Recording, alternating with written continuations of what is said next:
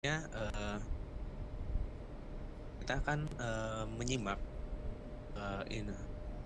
penyampaian ataupun pengetahuan dari presentasi yang akan disampaikan oleh pemateri kali ini. Nah, bentar. Oke, coba silakan Pak untuk persiapan share screen-nya karena ini baru baru dikasih akses presenternya Pak. Oke, siap. Kelihatan nggak ya? Masih loading Pak. Oke, terlihat Pak. Oke, siap. Kelihatan kan? Nah, Ya. baik, langsung saja kepada pemateri pertama, waktu dan tempat dipersilahkan. Oke, siap. Mas Farhan ya tadi ya? Ya, Pak. Ya, terima kasih Mas. Dan terima kasih teman-teman. Terima kasih juga teman-teman dari Bisa AI ya. Jadi kita bisa ngobrol di sini dan berdiskusi. Jadi sebenarnya ajakan dari teman-teman Bisa AI itu udah lama, cuman karena masih berkutat dengan banyak deadline sebagai mahasiswa PhD di sini, jadi ya otomatis akhirnya mundur. Jadi alhamdulillah kita bisa bertemu sekarang di bulan awal Oktober ini. Jadi terima kasih tadi Mas Farhan sudah memperkenalkan saya ke teman-teman. Jadi kali ini saya ingin share tentang riset yang saya lakukan di University of Queensland. Jadi saya di Data Science Group di UQ di Australia. Nah riset ini mengenai tentang data visualisasi. Jadi title-nya adalah From Data to Insight, Automating Data Visualization Drug Recommendation. Jadi bagaimana sih? Jadi kita sekarang kan eranya data ya. Bahkan banyak sekali orang yang bilang data is the new oil. Jadi karena data sudah sangat banyak dan sebagainya, dan data visualisasi adalah salah satu hal yang bisa membantu kita mencoba untuk menginterpretasikan sebuah data atau menggali insight dari sebuah data. Dan tentu orang yang bisa mengplot atau menghasilkan data visualisasi itu mereka adalah orang-orang yang punya keahlian tertentu gitu. Oke, nanti saya bahas aja selanjutnya. Jadi ini finding insight in big data. Di gambar ini tentu teman-teman bisa lihat bahwasanya ini guyonan ya, bercandaan. Kalau kita misalkan pas lagi lupa nyari kunci, itu kan kita susah ya nyarinya. Dan apalagi kita bagaimana cara mencari insight dalam sebuah big data gitu. Jadi itu seperti kayak it's like looking for a needle in a haystack. Jadi seperti mencari jarum dalam jerami. Itu lebih susah lagi. Bayangin aja kita punya data yang sangat besar, kita pengen menggali atau mendapatkan insight dari data itu. Nah, kenapa demikian? Karena sebenarnya kita sudah paham sekali dengan the challenges of big data. So kita kenal dengan ada yang namanya 4 V's of big data, yaitu yang pertama adalah volume, variety, velocity, kemudian veracity. Ini sangat terkenal. Jadi volume itu tentu datanya gede. Kenapa disebut sebagai big data? Karena memang datanya gede. Dulu saya masih ingat misalkan main flash disk atau mungkin dulu awal-awal masih ada floppy disk ya. Kemudian sekarang kita coba bisa bayangin satu hard disk eksternal mungkin bisa sampai berapa tera gitu kan, 100 tera. Kita sudah ngomonginnya sudah pakai tera dan sebagainya. Itu adalah big volume. Kemudian ada variety. Variety sekarang malah kita lebih banyak deal dengan unstructured data. Misalkan semacam data video, data gambar, data suara, itu kan luar biasa, data sensor dari IoT dan sebagainya. Dan tentu data-data yang masih structured itu juga masih banyak. Misalkan data-data tentang sistem akademi, data semuanya yang disimpan di dalam RDBMS ya, Relational Database Management System. Nah, kemudian ada yang lain misalkan velocity. Velocity karena the challenge of big data itu sekarang rata-rata data itu sangat cepat. Jadi kalau data di IoT itu kan sangat cepat, real time. Bagaimana misalkan aplikasi Gojek itu bekerja, itu bagaimana misalkan sebuah server di Gojek dia akan ngeping setiap mungkin berapa second sekali itu untuk ngeping si drivernya. Jadi untuk mengetahui lokasi presisi dari driver itu. Jadi itu sangat real time. Kemudian ada lagi veracity. Veracity itu uncertainty. Jadi karena datanya real time di IoT, rata-rata datanya itu sangat mengandung uncertainty. Uncertainty maksudnya sering ada missing atau sering ada data-data yang rusak gitu kan, atau bias dan sebagainya. Nah, makanya ini adalah 4 V's of the challenges of big data. Nah, terus bagaimana kita bisa menggali atau menemukan insight dari sebuah data? Nah, sebenarnya sudah ada banyak sekali tool-tool ya. Saya nggak cantumin di sini. Yang terkenal sekarang mungkin ada Google Data Studio bagi teman-teman yang suka menganalisis data. Atau ini ada Power BI. Power BI itu dari Microsoft. Tableau. Saya buka ini data.go.id, kayak portal datanya Indonesia itu pakai Tableau. Di depan pakai Tableau dia. Ada Google Sheet, itu paling yang gampang ya, Google Sheet, atau Excel spreadsheet. Itu kan paling gampang gitu. Kita bisa punya data di situ, kita plot pakai fitur visualisasi dari Excel. Ada Spotfire, ada Qlik, ada macam-macam. Banyak sekali existing tools yang mereka fokus untuk bagaimana cara menggali insight dari sebuah data. Entah itu data yang small ataupun sampai ke big gitu. Jadi banyak sekali tool, tapi yang jadi problem di situ adalah tool-tool ini itu sangat minim akan otomasi. Jadi bagi orang yang sangat awam, atau misalkan gini, saya sebagai misalkan orang yang nggak ngerti how to write a query, nggak ngerti bagaimana nulis SQL query, atau bagaimana misalkan Tableau, ketika buka Tableau kan bingung, itu sangat kompleks. Nah, mereka bingung akhirnya, nggak bisa menggali insight dari situ gitu. Nah, makanya di sini riset kami itu adalah bagaimana kita bisa memberikan rekomendasi yang berbentuk data visualisasi, yang mana itu adalah sesuatu yang interesting. Jadi kita kayak bagaimana mencari sebuah interesting pattern dari sebuah data secara data driven gitu. Jadi tanpa ada intervensi dari manusia. Jadi kita mencoba untuk menggali data seperti apa sih yang menarik biasanya gitu. Kemudian nanti dipresentasikan ke orang awam tadi gitu loh, ke user biasa gitu. Itu sih the whole idea dari riset saya. Nah, bagaimana dengan current state of riset ini research in visualization recommendation. Sekarang cukup lumayan lagi nge-hot kalau teman-teman misalkan baca-baca paper, terutama di venue-venue yang bagus.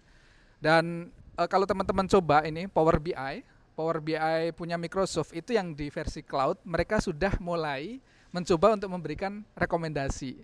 Jadi mereka ngupload data, kemudian tapi masih agak takes long kan, karena nge-generate rekomendasi dari semua kombinasi kan susah. Kemudian mencoba untuk memberikan rekomendasi, tapi masih sangat beta fiturnya. Nah, jadi di sini yang paling populer itu saya list di slide ini, jadi mungkin teman-teman nanti bisa dipelajari. Jadi caranya itu biasanya bagaimana caranya kita itu bisa merekomendasikan visualisasi yang menarik kepada orang-orang itu adalah pertama automatically generate all possible visualization. Jadi sebenarnya sistem kita itu akan mengenerate seluruh possibility visualisasi. Jadi itu kan kalau dilakukan sama manusia kan nggak mungkin itu. Jadi sistem ini otomatis akan memilih subset, memilih atribut, memilih tipe plot, misalkan mau bar chart atau mau pie chart atau mau line chart dan sebagainya. Sistemnya sudah otomatis mencoba untuk memilih, kemudian dia akan merekomendasikan visualisasi yang interesting, yang menarik. Nah, pertanyaannya biasanya bagaimana cara quantifying interesting atau quantifying insight. Bagaimana cara kita bisa menghitung skor dari visualisasi, ini skornya berapa sih, ini menariknya berapa. Nah, itu nanti yang menarik di riset ini. Nah, kemudian ada dua pendekatan yang cukup besar di riset ini. Yang pertama itu machine learning based system, yang kedua rule based system. Nah, machine learning based system ini ada yang misalkan mereka DeepEye. Nanti teman-teman kalau tertarik bisa dilihat di papernya langsung. Ini termasuk venue-venue yang sangat luar biasa, seperti ICDE di bidang saya ya. Jadi teman-teman yang orang-orang yang submit paper di sini rata-rata mereka bisa jadi dari UGM, dari Tableau, dari Power BI gitu. Jadi orang-orang keren lah. Apalagi ini VLDB itu rata-rata juga dari Google, dari IBM gitu. Nah, teman-teman bisa baca nih papernya DeepEye, kemudian ada juga data to Fish, ada FishML. Jadi overall dia itu sebenarnya kayak sudah ngasih label, jadi kayak ada banyak sekali korpus visualisasi contohnya bisa ngambil dari Plotly. Teman-teman kalau pernah main plotting di Python, kemudian pakai library Plotly JavaScript, itu kan di Plotly itu mereka punya banyak template atau visualisasi dari sana lah.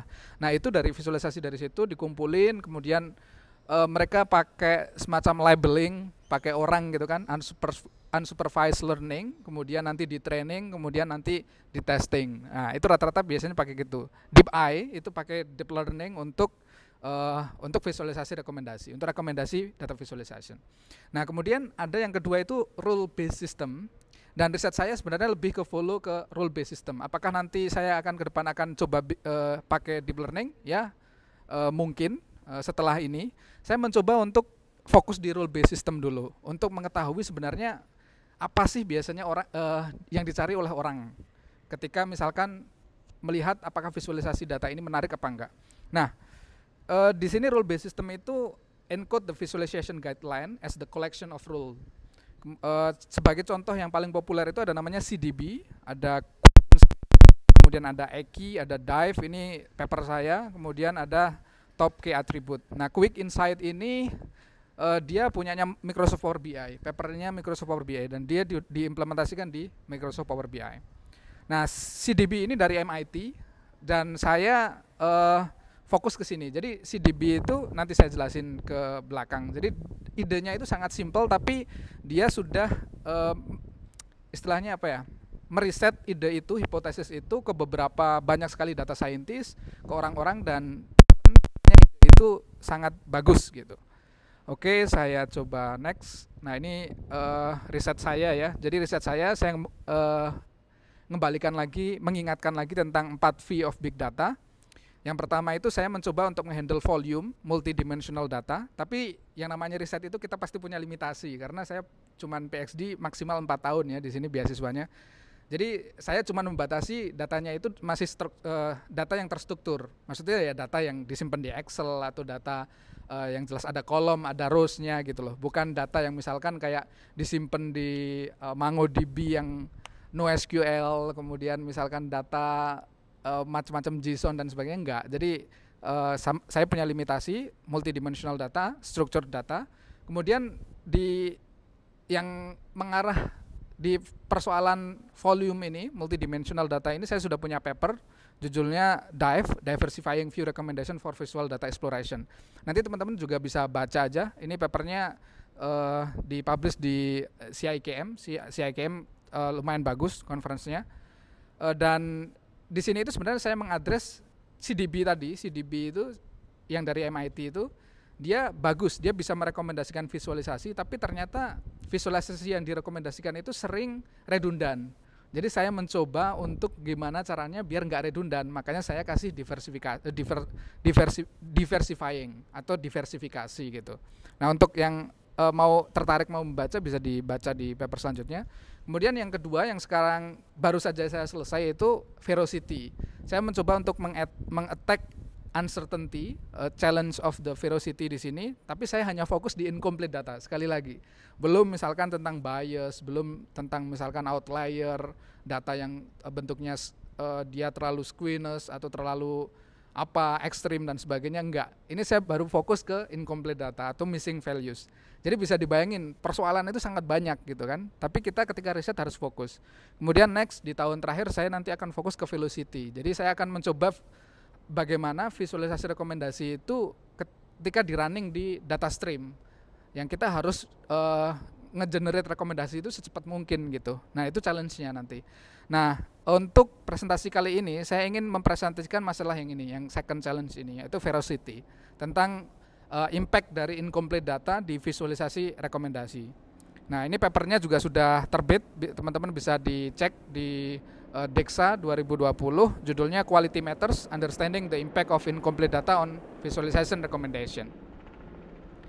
Nah ini sekarang saya mulai ya, bagaimana kita atau kami sebagai peneliti itu bisa menolong data analis atau orang-orang yang awam dengan data untuk mendapatkan insight-nya.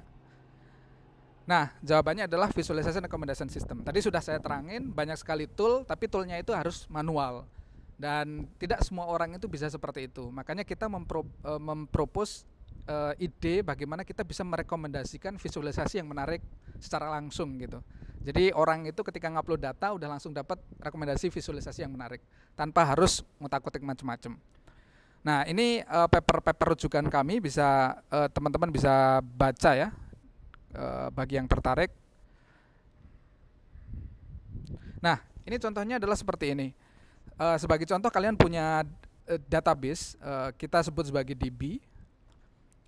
Kemudian sistem ini, visualization recommendation system ini, dia akan otomatis nge-generate semua possible data visualization dari dataset kita. Kemudian setiap visualization ini kita akan hitung importance score-nya. Jadi setiap satu visualisasi itu akan dihitung importance score. Jadi contohnya visualisasi pertama itu importance score-nya 0,6, kemudian diurutkan secara yang paling tertinggi importance score-nya yang paling atas. Kemudian in the end visualisasi dengan importance score paling tinggi, contohnya ini top 1 dan top 2 itu direkomendasikan. Jadi idenya itu sangat simpel sebenarnya. Cuman persoalannya kan ini bakal takes time sangat lama kan, bagaimana kita bisa mengenerate semua possibility visualisasi dari dataset yang kita punya gitu. Nah, problemnya di sini bagaimana kita bisa mengattack problem itu gitu. Nah, salah satu contohnya tadi saya sebut CDB, ini paper dari MIT, dia dipublish di VLDB, salah satu venue jurnal yang sangat luar biasa susah. Teman-teman bisa dicek nanti papernya kalau mau baca. Nah, kemudian ini contohnya CDB seperti ini. Misalkan kita punya dataset, hard disease dataset tentang penyakit jantung. Kemudian kita pakai CDB untuk nge-generate rekomendasi. Nah, CDB itu dan contohnya misalkan kita kasih case lah. Kita hanya pengen meng-compare antara subset orang yang punya penyakit jantung versus subset orang yang dia nggak punya penyakit jantung gitu. Jadi ada apa ya? Ada kita kasih case subset biar possibility visualisasi yang di-generate itu tidak terlalu banyak. Jadi kita kasih case gimana kalau subsetnya adalah kita pengen, kalau misalkan kita punya dataset hard disease dataset, otomatis kan yang pengen kita inginkan kan kita pengen mendapatkan insight apa sih bedanya orang yang kena penyakit jantung dengan enggak gitu kan. Secara nalar kan make sense kan seperti itu. Nah, misalkan kita kasih batasan seperti itu. Nah, kemudian CDB itu akan otomatis merekomendasikan data visualisasi yang paling menarik. Nah, ini adalah contoh dari top 1 recommended visualization based on CDB. Jadi di sini jadi CDB itu nge-generate visualisasi itu bagaimana menentukan visualisasi itu menarik apa enggak, itu based on deviation. Jadi contohnya seperti ini. Dia top 1 ini dia kan punya deviasi yang lumayan gede nih antara yang hitam dengan yang merah. Jadi hitam itu no disease, yang merah itu disease. Ini x-axisnya chest pain types, kemudian y-axisnya itu average of all peak. Nah, ini bahasa kesehatan lah. Intinya visualisasi yang menarik itu visualisasi yang punya deviasi yang tinggi, deviasi yang besar antara dua subset yang pengen kita bandingkan. Ini adalah contoh visualisasi menarik dengan importance score-nya 0.648. Nah, kemudian ini contoh visualisasi yang tidak menarik. Misalkan dari hard disease dataset kita itu, kita bandingin antara female dan male. Ternyata kemudian ini y-axisnya itu average age, jadi umur. Jadi ternyata di data itu yang punya penyakit jantung sama enggak, itu umurnya hampir rata-rata hampir sama. Jadi karena ini sama antara female dan male, seperti ini data kan nggak menarik. Kita nggak bisa dapat insight dari sini kan. Tapi kalau data yang top 1 ini kita bisa dapat insight, oh ternyata ketika orang punya penyakit jantung, itu dia mayoritasnya itu lebih tinggi all peak-nya, terutama di non-anginal pain. Nah, ini orang-orang dokter lah yang ngerti kedokteran lah. Nah, ini adalah bagaimana CDB itu menghitung interestingness atau menghitung insight, nilai dari visualisasi itu menarik apa enggak. Nah, ini contohnya, ini nilai importance score-nya itu 0.00 something, jadi sangat kecil. Ini kan 0.6, jadi otomatis CDB itu akan merekomendasikan visualisasi seperti ini, dan dia nggak akan merekomendasikan visualisasi seperti ini. Oke, jadi CDB seperti itu. Nah, saya mencoba untuk nge-follow hipotesis ini, karena hipotesis ini sudah diuji ke beberapa banyak orang, dan menurut ini bagus. Kemudian yang jadi problem itu di sini adalah ketika kita pakai CDB tadi, Visualization Recommendation System, atau mungkin pakai tadi yang Deep Eye yang pakai deep learning dan sebagainya, dan banyak sekali Visualization Recommendation System yang sudah ada secara riset ya. Kalau untuk yang produk memang masih rata-rata masih beta. Nah itu mereka itu punya asumsi bahwasanya data set yang dimasukkan atau diupload atau yang dikelola itu adalah bersih atau clean. Padahal asumsi ini sebenarnya ya sangat salah. Kan kita tadi tahu ya, challenges of big data ada 4V itu, yang satunya juga tentang tentang uncertainty atau tentang data yang mungkin itu adalah kotor gitu, dirty data gitu. Dan kalau teman-teman misalkan lihat ya, jadi banyak sekali saya itu nge-follow beberapa akun Twitter yang dia itu fokusnya di data cleaning. Nah itu lucu-lucu, dia sering membuat meme gitu dan sering membuat komik gitu kan, ilustrasi gitu. Dan kalau teman-teman baca mungkin di New York Times atau di macam-macam, banyak sekali yang ngepost. Itu sebenarnya ketika kita ingin mengolah data kemudian nanti mau di-apply prediksi atau clustering atau apapun di model apapun, sebenarnya kita itu nanti ya paling banyak waktu dihabiskan, kita spending time paling banyak itu di mana? Di data cleaning. Itu banyak sekali risetnya menyebutkan bahkan bisa lebih dari 80%, lebih dari 80%. Nah, persoalan data cleaning ini memang luar biasa. Jadi karena kita harus ingat ada teori namanya GIGO. Jadi garbage in, garbage out. Kalau misalkan data yang kita masukkan itu datanya udah crap, ya udah hasilnya juga kita nggak akan bisa percaya dengan hasil itu gitu. Mau sebagus apapun misalkan algoritma machine learning kita, model kita itu sebagus apapun, kalau data yang dimasukin itu jelek ya hasilnya akan jelek gitu. Nah makanya data cleaning itu sangat penting. Dan asumsi dari mayoritas aplikasi visualization recommendation system, mereka punya asumsi bahwasanya data yang dimasukkan itu adalah clean. Jadi kan aneh gitu. Nah ini contohnya ya, contohnya saya punya hard disk dataset dengan zero missing values alias bersih gitu kan. Kita punya data bersih, nggak ada missing. Kemudian kita pakai CDB untuk nge-generate rekomendasi dan kita dapat ini, misalkan top 3. Kita jadi K equal to 3. Jadi ada 3 visualisasi yang pengen kita dapat. Kita dapatkan rekomendasinya seperti ini. Kemudian dari data yang clean ini kita coba kasih 20% missing values. Jadi kita kasih aja secara random. Kita generate missing values di data yang tadi 20%. Terus kita pakai CDB, kita generate rekomendasi. Nah, ini hasilnya. Coba kita compare hasil antara rekomendasi dari data dengan zero missing values versus 20% missing values. Jadi hanya satu visualisasi yang sama, dan di data dengan yang clean itu dia di top 3, kemudian menjadi top 1 di data dengan 20% missing values. Nah, yang lain ini exactly different. Jadi yang lain semuanya berbeda. Nah, jadi dari sini kita bisa paham bahwasanya dengan ngasih 20% missing value, dan itu missingnya aja random loh, bayangin loh. Kan missing value itu ada macam-macam, jadi ada missing at random, ada missing not at random, ada macam-macam lah klasifikasi dari missing values. Nah salah satu yang bisa kita coba attack itu ketika missingnya random. Bisa bayangin kalau missingnya nggak random gitu kan. Jadi kita makanya sangat hati-hati ketika kita mengelola data, dan ketika data itu dirty gitu, karena hasilnya bisa jadi akan sangat berbeda dengan ketika data itu benar-benar bersih gitu. Nah makanya dari situ kita berusaha di sini di topik yang kedua dari riset saya ini, saya ingin mencoba untuk mempelajari interplay hubungan antara incomplete data atau missing data dengan recommended visual analytic, dengan kualitas dari rekomendasi visualisasi gitu loh. Nah kemudian di sini saya misalkan mencoba bagaimana dengan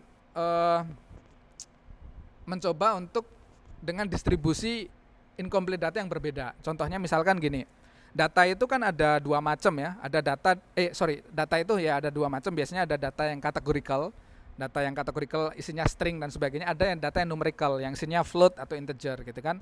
Nah kan pertanyaannya ketika kita generate visualisasi kayak gini, missing data di categorical, apakah itu akan punya impact yang lebih besar dibanding dengan missing data di numerical? Itu kan kita pasti punya pertanyaan. Kalau misalkan ternyata missing data di categorical data itu lebih punya impact besar, ketika kita punya data dan datanya itu ada missing-missingnya, maka data yang perlu kita pay attention itu adalah data yang categorical gitu, karena itu lebih penting gitu kan.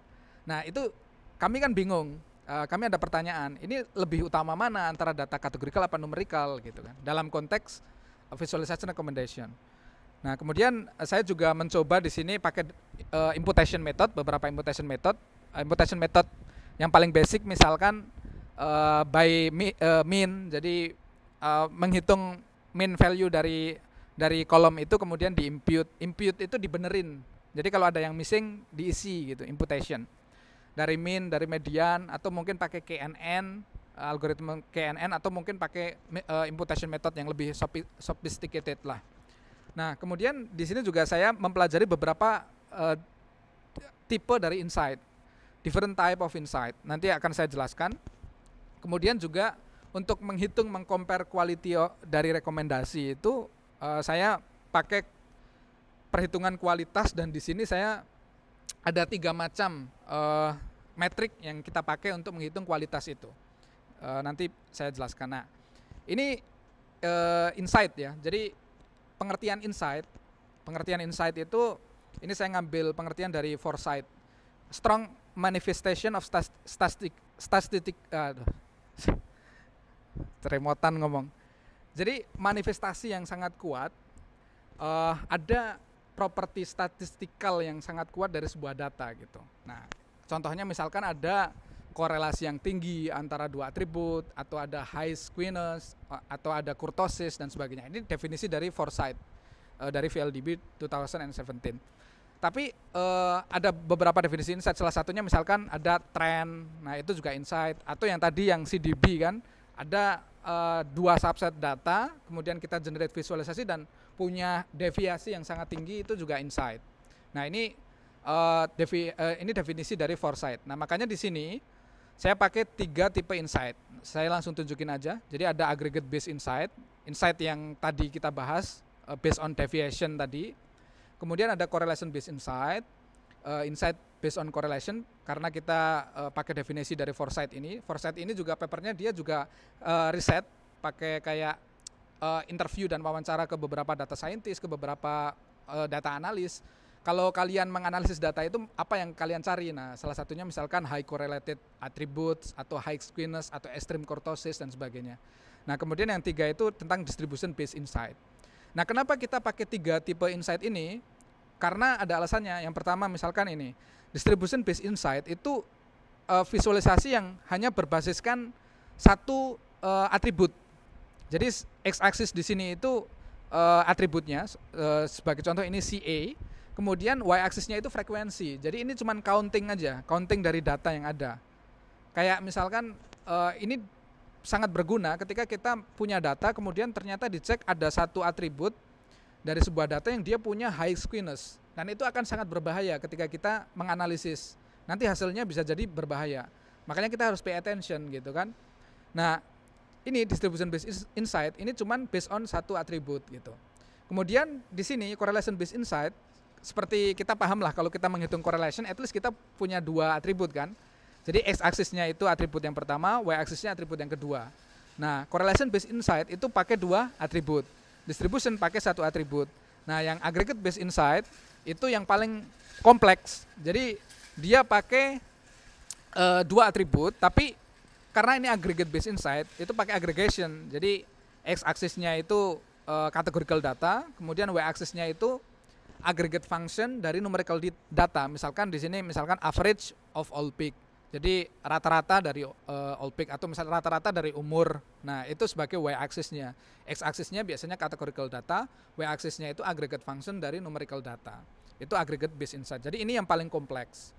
Ini yang paling simple karena cuma based on 1 atribut, ini based on 2 data atribut, kemudian ini agregasi.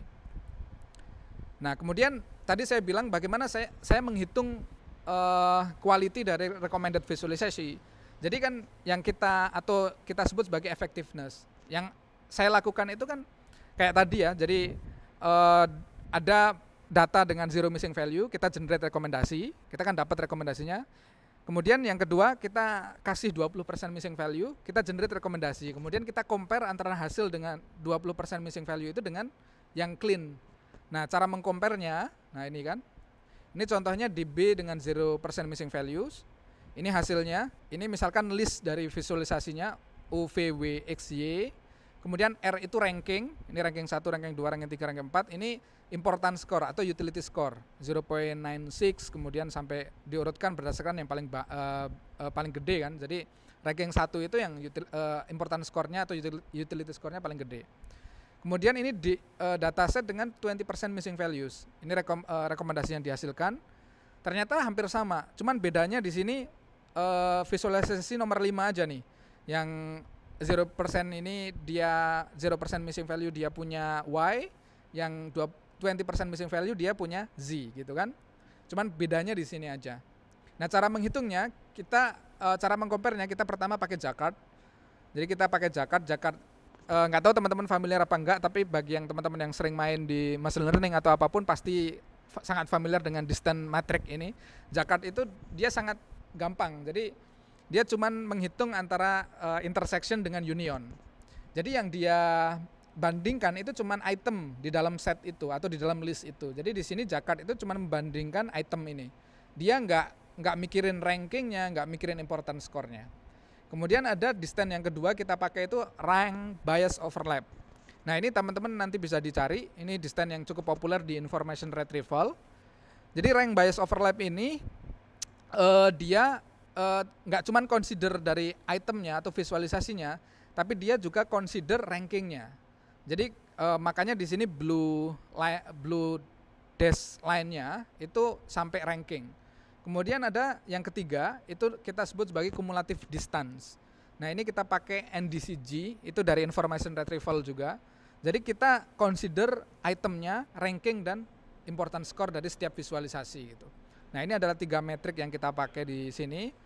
Kemudian di sini misalkan bagaimana kita nge-run eksperimen.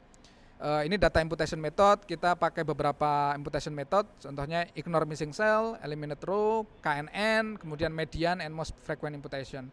Datasetnya ini public dataset, kita pakai public dataset, bisa dicari. Ini diabetes dari 130 US hospital, kemudian heart disease, kemudian dataset dari Airbnb. Insight tab-nya ada aggregate based insight, correlation based, distribution, dan setiap insight ini kayak aggregate based insight dia punya anak gitu kan. Bisa dilihat di more detail di paper lah. Kemudian incomplete datanya, ini missing data completely at random seperti yang saya sebutkan di atas, MCAR. Dan kita pakai beberapa setting yang berbeda, misalkan bagaimana kalau missingnya di categorical data, bagaimana kalau missing value-nya di numerical data, dan bagaimana kalau missing value-nya di kedua-duanya. Nah, ini hasil dari penelitian saya. Saya percepat saja. Jadi intinya di sini adalah hasilnya adalah ini impact data imputation method on effectiveness. Jadi bagaimana impact dari imputasi data, algoritma untuk mengimputasi data. Ternyata di konteks penelitian ini untuk insight-nya ini aggregate based insight, itu paling bagus itu malah yang merah ini. Jadi di sini kan percentage of missing data. Bagaimana kalau ada missing datanya 5%, bagaimana 10%, 15%, 20%, 25% sampai 30%. Nah, contohnya di sini ignore missing cell ini malah paling bagus performanya. Jadi pakai KNN pun pakai KNN imputation algorithm, ternyata dia performanya malah di bawah dari ignore missing cell. Jadi ignore missing cell itu ketika kalian teman-teman itu punya dataset, kemudian ada missingnya, itu kita just ignore the missing cell. Tapi yang lain tetap kita pakai. Kemudian yang paling parah itu yang ini gray ya. Itu eliminate row. Yang paling parah itu eliminate row. Dan eliminate row itu common di kita. Jadi kalau kita punya data, kemudian ada missingnya, itu biasanya data yang ada missingnya itu kita drop aja row-nya. Kalau teman-teman misalkan lihat Kaggle atau sering main di Kaggle, itu banyak sekali amatir-amatir data scientist awal-awal ketika mereka punya data, ketika ada missing ya udah di drop aja row-nya. Ketika datanya itu banyak, number of row-nya itu misalkan berapa million, itu that's fine, that's okay. Kemudian yang missing-nya itu mungkin berapa ratus. Coba bayangin kalau datanya cuma beberapa ratus baris. Ketika kita mengeliminate row, itu bisa jadi akan di delete semua akhirnya datanya. Nah jadi ini, jadi malah ignore missing cell itu malah dia punya performa yang terbaik gitu. Kemudian ini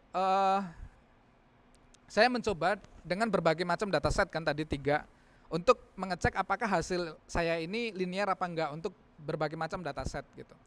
Jadi ternyata hasilnya linear, ya jelas ini sebenarnya make sense ya ketika kita increase missing value, ketika kita increase percentage of missing data naik, otomatis kualitas rekomendasinya akan turun dibanding dengan rekomendasi dari clean data gitu kan. Nah, cuman di sini misalkan ada pertanyaan nih, misalkan kenapa Airbnb dataset ini kok cukup bagus dibanding misalkan 2 ini heart disease sama diabetes dataset gitu kan. Bagaimana kondisi datasetnya? Nah, itu teman-teman bisa dicari jawabannya di ini gambar nomor 6 page 133 di paper saya. Nah, soalnya panjang penjelasannya. Jadi seperti itu.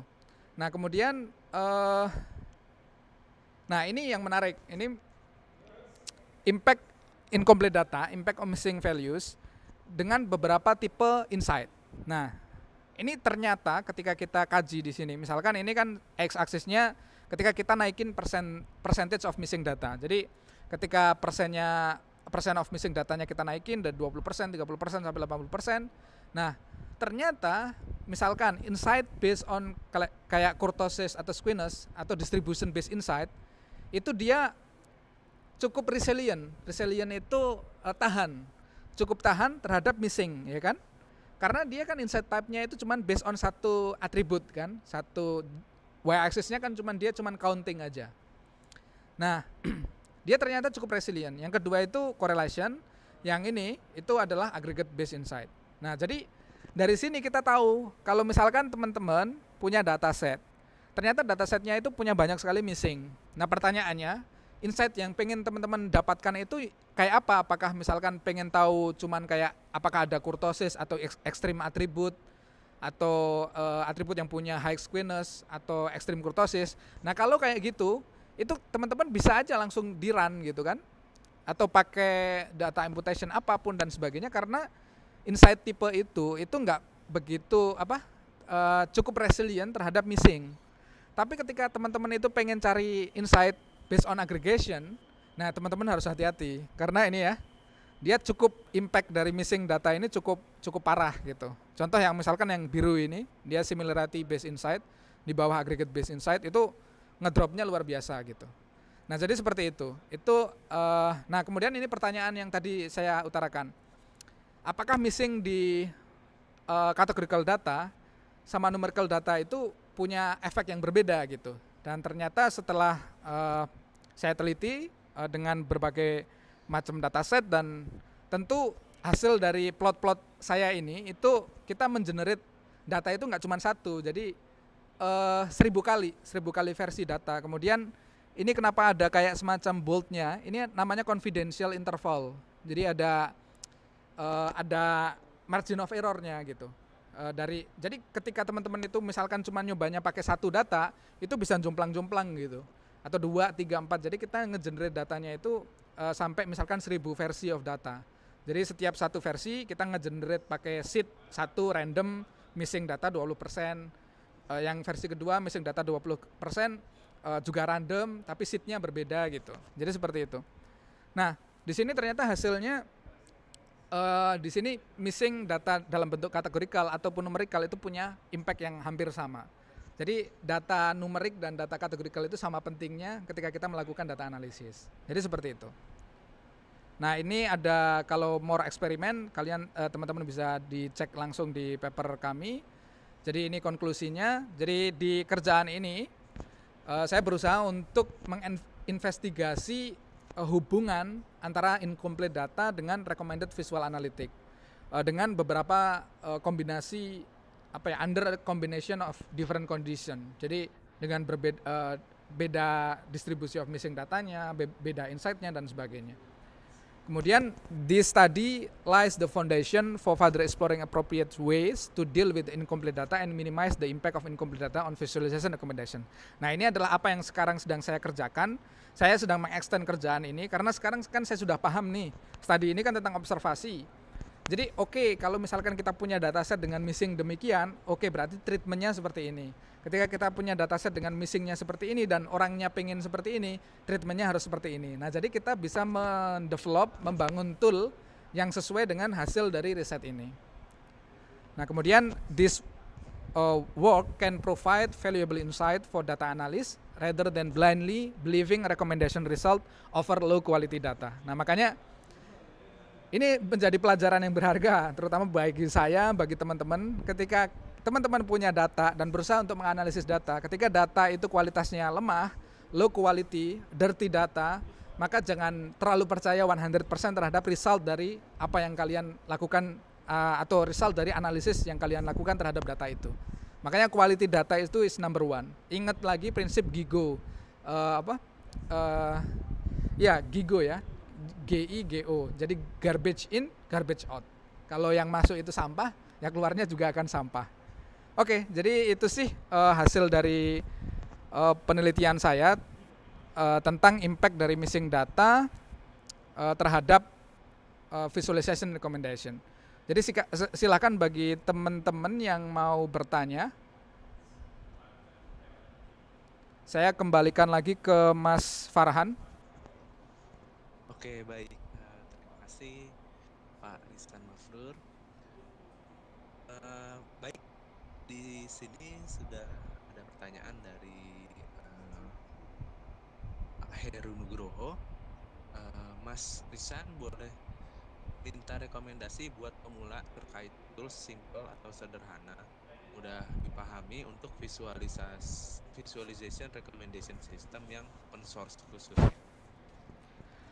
Kalau yang ada visualization recommendation-nya itu belum ada. Tadi saya sudah singgung ke situ ya. Jadi di slide, nah rata-rata kan ini kan tool-tool yang selama ini kita kenal, atau mungkin kalau kita analisis data pakai Python ya pakai Matplotlib atau pakai Plotly atau pakai apapun, atau mungkin kalau pakai yang pakai R ada namanya ggplot. Tapi itu kan orang harus bisa coding ya, harus bisa coding, agak susah gitu kan. Pakai Tableau juga kita harus ngedrag drop sendiri. Jadi masih belum ada rekomendasi. Jadi memang rekomendasi ini masih di dalam fitur di riset. Jadi saya yang tadi sudah singgung, Power BI ada, Power BI Microsoft, tapi yang di cloud, dan itu pun juga masih beta. Nah, mungkin ini Pak siapa tadi? Pak Heru Nugroho, nanti mungkin ditunggu rilisnya. Saya targetnya sih tahun depan, mungkin di pertengahan tahun saya bisa rilis produk. Jadi saya dengan teman-teman lagi mau coba nge-start startup. Jadi nanti mungkin riset saya ini akan kita jadikan produk, dan semoga nanti bisa diterima ke teman-teman. Ya doanya saja, nanti mungkin juga bisa collab ke Bisa AI lah. Jadi seperti itu, Mas. Kalau yang paling sederhana ya mungkin pakai Excel ya. Jadi manual juga, jadi ada data kita harus ngeblok, kemudian diplot itu kan pakai fitur chart itu kan. Jadi belum ada yang rekomendasi. Jadi misalkan kita punya data langsung kita klik rekomendasi terus nge-generate rekomendasi, itu belum ada. Jadi itu sih, Mas. Baik, terima kasih atas jawabannya Pak Rizkan. Ditunggu juga Pak untuk produknya. Ya, siap. Yang cukup baru memang dari data visualisasi. Ya. Nah, selanjutnya mungkin ini pertanyaan pribadi dari saya juga Pak, terkait dengan rekomendasinya ini, apakah ada pertimbangan untuk, kan kalau kita berbicara tentang data visualisasi kita juga melihat bentuk atau jenis chartnya atau jenis dari grafiknya. Misalnya kalau kita berbicaranya tentang proporsi, dia chart yang cocok apa? Kalau dia bicara tentang kuantitas itu apa? Nah, di dalam rekomendasi yang tadi kita bahas ini, apakah ada unsur seperti itu juga Pak? Oke, siap. Ya, jadi kalau yang seperti itu sebenarnya kalau teman-teman pernah pakai Tableau itu sudah ada itu. Jadi ketika teman-teman buka data di Tableau ya, data di Tableau, kemudian kalian coba dipilih aja data berbentuk kategorikal sama numerikal gitu, misalkan di drag gitu kan, mau ngeplot data atribut ini, dia Tableau akan ngasih rekomendasi tipe chartnya. Jadi ini rekomendasi tipe chart ya, bukan rekomendasi visualisasi yang menarik ya. Jadi rekomendasi tipe chartnya. Jadi dia akan rekomendasi tipe chartnya paling cocok adalah line chart atau pie chart, atau ketika kita misalkan di Tableau ngeklik data misalkan latitude sama longitude, nah Tableau langsung akan tahu itu data latitude sama longitude, maka dia akan rekomendasinya chartnya adalah map gitu. Nah untuk yang tipe chart itu sebenarnya itu cukup mudah dan itu sudah well done di riset-riset sebelumnya. Sepertinya Excel juga kayaknya udah ada kayaknya yang baru, atau mungkin Google Sheet ketika kita ngeblok data formatnya apa, jadi ada rekomendasi chartnya mau tipe yang apa gitu, pengen yang seperti apa, tipe chartnya itu sudah, dan itu biasanya orang-orang pakai decision tree, itu cukup lumayan gampang kok. Jadi kan sebenarnya udah ada kayak panduan tabel rule base-nya, misalkan kalau data tipikal kayak gini ini cocoknya pakai apa, kita masukin aja di decision tree biasanya bisa. Nah kalau fokusnya di riset ini itu kan menemukan data yang menarik. Jadi menariknya itu di sini definisinya yang tadi saya sampaikan di situ, yang pakai misalkan CDB itu kalau ada high deviation itu berarti menarik, atau mungkin yang ekstrim itu menarik. Nah, atau ada tren yang berbeda dengan mayoritas data yang ada. Nah, itu menarik. Nah, kita sedang mencoba untuk itu yang menarik. Nah, untuk pilihan visualisasi nanti akan otomatis kita pilihkan. Jadi ketika data itu bentuknya seperti ini yang menarik. Nah, ini paling bagus ya misalkan pakai bar chart, ya udah disajikan secara bar chart, atau ketika misalkan paling bagus secara pie chart ya kita sajikan secara pie chart gitu untuk rekomendasinya ya. Jadi seperti itu Mas. Oke baik ya. Terima kasih Pak. Ya jadi ada bedanya ya, jadi rekomendasi tipe visualisasi sama rekomendasi visualisasi yang menarik. Jadi menarik di sini itu ada insight-nya gitu. Jadi ya contohnya kayak tadi misalkan contoh gini paling simple, kalau ini kan tadi terlalu jelimet ya example-nya tentang hard disease. Paling simple gini aja. Misalkan kita punya data sensus ya dari BPS misalkan. Ternyata kita punya data sensus, kita nggak ngerti ini insight dari data ini. Kita run rekomendasi gitu kan. Oh ternyata ada gap tinggi nih, orang yang dia sudah menikah misalkan cenderung penghasilannya lebih tinggi daripada jomblo gitu. Atau mungkin di suatu daerah ternyata kebalik. Kok yang lainnya itu yang mayoritasnya itu orang yang sudah nikah lebih tinggi daripada yang jomblo, kok di daerah tersebut ada misalkan yang jomblo itu penghasilannya lebih tinggi daripada yang married. Itu kan sesuatu yang menarik gitu kan? Ya enggak? Harus ada yang diteliti di situ gitu. Nah, itu insight itu seperti itu. Dalam sebuah data kan kita pengen menggali ada hal-hal yang seperti itu gitu.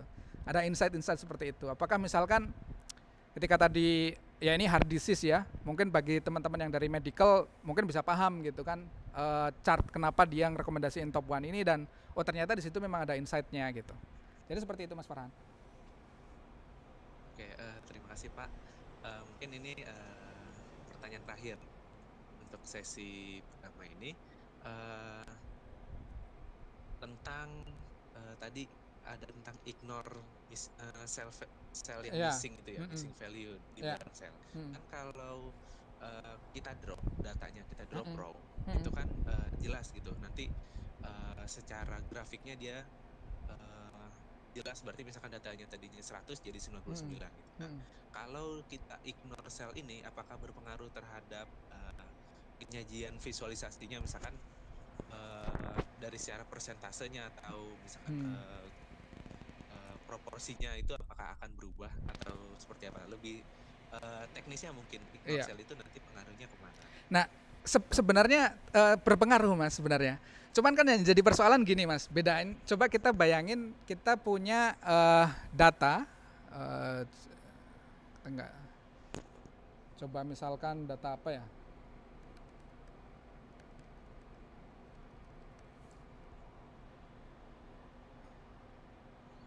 Nah, misalkan ini kayak di gambar ini aja lah. Ini kelihatan ya? Aduh, kecil banget. ini kan data-data umum ya, jadi kayak kita punya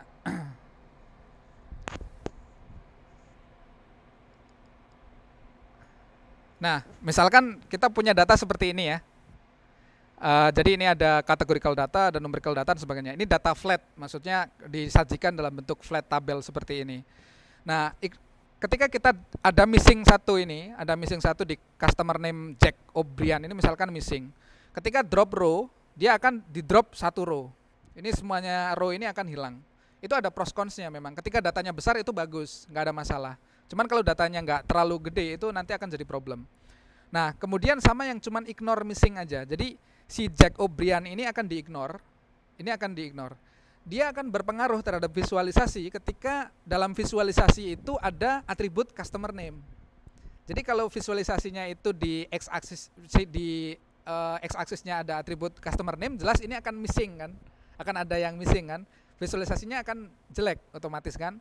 Nah, tapi ketika misalkan ada sesuatu yang menarik yang tanpa ada customer name, misalkan tentang produk name di sini, kita ngeplot aggregate dari produk name dan diskon misalkan. Nah, dengan mempertahankan data ini, barisan ini, maka data ini masih kita pakai dan itu sangat valuable gitu. Dibanding kita ngedrop satu row gitu.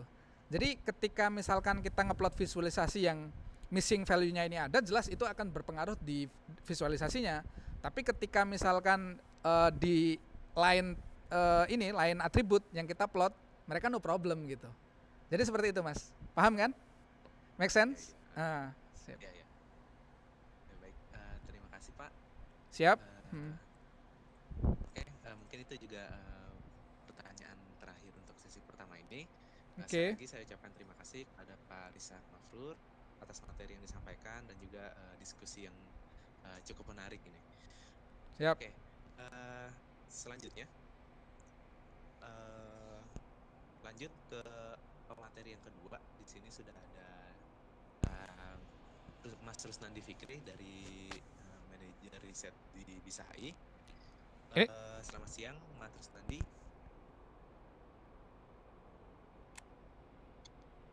Iya, selamat siang. Oke, mungkin sambil dipersiapkan juga untuk materi presentasinya. Nah, oke, untuk sesi yang kedua ini, teman-teman jika ada pertanyaan, tetap dengan rule yang sama, kita silakan ketik di kolom chat